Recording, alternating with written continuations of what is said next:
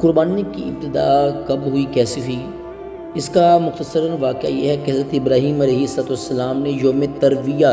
یعنی 8 ذی الحجہ کی رات خواب دیکھا کہ ایک کہنے والا کہہ رہا ہے کہ اے ابراہیم، آپ کا رب آپ کے بیٹے کو ذبح کرنے کا حکم فرما رہا ہے۔ یہی خواب آپ نے اگلی 2 راتوں میں مزید ملاحظہ فرمایا، چنانچہ اس کے اللہ تعالیٰ کی جانب سے ہونے کا کامل یقین فرماتے ہوئے آپ نے اپنے صاحبزادے کو اس کے بارے میں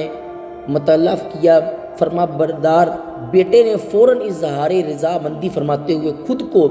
قربانی کے لیے پیش کر دیا۔ آپ صاحبزادے کو وادی منع میں لے گئے اور آپ چہرے کے بل لٹا دیا تاکہ چہرے پر نگاہ پڑنے کی صورت میں شفقت وغیرہ آزمائش یہ پورا اترنے کا عزم میں لغزش واقع نہ ہو۔ پھر آپ نے اللہ کا نام لے کر چھری چلا دی، لیکن اللہ تعالیٰ کے حکم سے چھری اور گردن کے درمیان ایک تانبے کی پلیٹ آ گئی جس کے باعث چھری اپنا کام نہ کر سکی۔ پھر اللہ تعالیٰ نے ایک جنتی مینڈا صاحبزادے کے فدیے کے طور پر بھیجا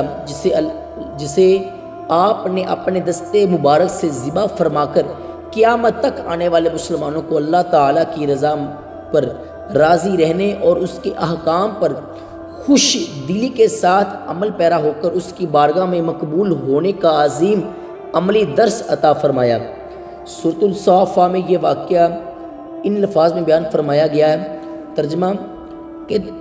تو ہم نے اسے ایک عقل مند فرزند کی بشارت عطا فرمائی۔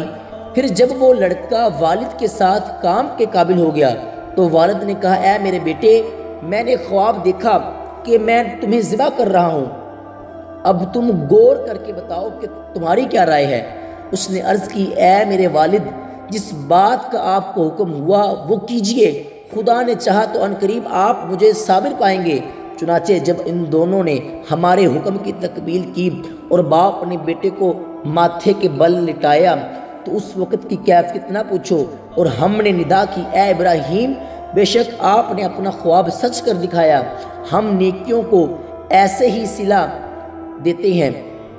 بے شک یہ ایک واضح آزمائش تھی اور ہم نے ایک بڑا ذبیحہ بطور فدیہ دے کر اسے بچا لیا، اور ہم نے بعد والوں میں اس کی تعریف و توصیف باقی رکھی۔ ابراہیم پر سلامتی نازل ہو، ہم نیکوں کو ایسا ہی صلہ عطا فرماتے ہیں۔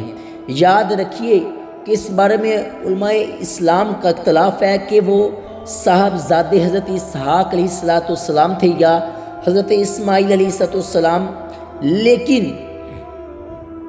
کثیر دلائل و براہین کی روشنی میں جمہور علماء کا قول یہی ہے کہ یہ صاحبزادے حضرت اسماعیل علیہ السلام تھے۔